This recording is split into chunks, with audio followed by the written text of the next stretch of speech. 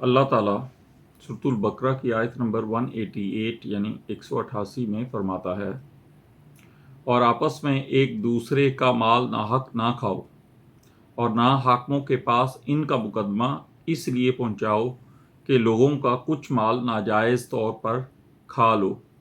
جان بوجھ کر۔ حضرت ابن عباس فرماتے ہیں، یہ آیت اس شخص کے بارے میں ہے جو شخص کسی دوسرے کے مال پر ناحق قبضہ کرے اور اس حقدار کے پاس کوئی دلیل نہ ہو، یعنی کوئی ایویڈنس نہ ہو، تو یہ شخص اس کا انکار کر دے، یعنی اس کے حق کا انکار کر دے اور حاکم کے پاس جا کر بری ہو جائے، یعنی وہ مقدمہ جیت جائے، اس کے حق میں حاکم فیصلہ صادر کر دے، حالانکہ وہ جانتا ہو کہ اس پر اس کا یعنی جو حقدار ہے اس کا حق ہے اور وہ اس کا مال ہے، اور وہ یعنی خود جو حاکم کے پاس لے کے گیا، جس نے حقدار کا مال کھایا،